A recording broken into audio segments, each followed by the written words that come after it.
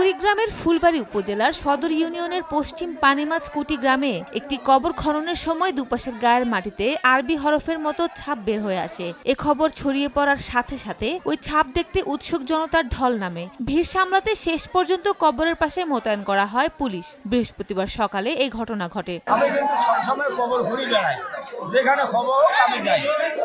কারণ দুই সাপ পড়ার পর আমি ওই নাম্বারটা বাসাতে দিলাম, দেখিয়ে একজনরা বললাম যে দেখো তো নাম্বারটা কি, দেখে তা আরবি লেখা, আমার তো করতে পারি না।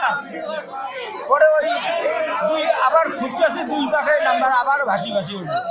এখন যতই খুঁড়ি অতই নাম্বার ভাসে, যতই খুঁড়ি অতই নাম্বার ভাসতেছে।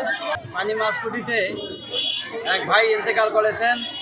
ওনার কবর খুঁজতে গিয়া দেখা গেল যে কবরের পশ্চিম সাইডে ইয়াসিন শব্দটি, ইয়াসিন দুইটি অক্ষর ভাসি উঠতেছিল।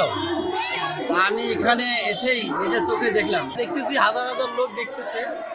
তো আমি যে হরফগুলো দেখলাম ইয়াসিন, এটা স্পষ্ট বোঝা যাচ্ছে এবং পরবর্তীতে আরো অনেক হরফ দেখা যাচ্ছে। ইয়াসিন ছুরির কথা আমার হাউস বাড়ি থেকে ফোন করিয়েছে, ইয়াসিন ছুরির অপরাধ পাঠিয়েছে, আমি শুনিয়ে অটো ভাড়া করে আসি।